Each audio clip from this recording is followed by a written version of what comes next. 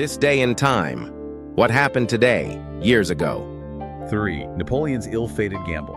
The invasion of Russia is 1812. Okay, so from battles that kind of built nations, let's jump forward again. Now we're looking at an empire potentially unraveling, Napoleon. And another June 24th, this time 1812, marks the start of his absolutely catastrophic invasion of Russia. A massive gamble that went terribly wrong. Terribly wrong is putting it mildly. Yeah, the background here involves Russia increasingly chafing under Napoleon's continental system. That was his big economic blockade against Britain. Russia wasn't really enforcing it strictly. Plus, there were growing tensions over other territories, like Poland and the Balkans. Things were coming to a head. So Napoleon decides force is the answer. Pretty much. Yeah. He assembled this colossal army, the Grande Armée.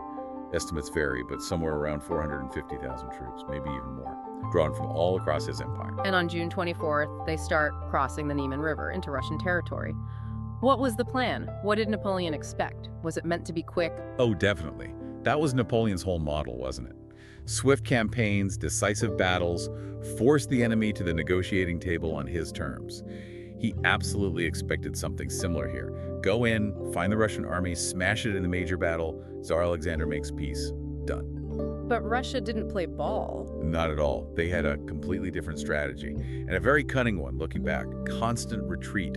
They refused to give Napoleon that decisive battle he wanted. They just kept falling back deeper and deeper into Russia. And the scorched earth tactic, too. Yes, crucially. Burning crops, villages, supplies, anything the invading French army might use, they denied them resources. This was designed specifically to stretch Napoleon's supply lines, which were already struggling in the vastness of Russia, and just wear down his army physically and mentally. So instead of a quick victory... It became this long, drawn-out slog. And then, of course, the infamous Russian winter set in. Right. The combination was just devastating. Utterly catastrophic. The retreat from Moscow is one of the great military disasters in history. Napoleon lost the vast majority of his army. It wasn't just a defeat, it was the beginning of the end for him.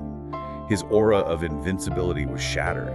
His empire started to crumble afterward. It really makes you think, doesn't it? How these grand, ambitious plans can just completely fall apart. Not necessarily through direct combat, but because of things like logistics, environment, and just unexpected resistance strategies. Exactly. The elements and sheer resilience can be just as powerful as any army.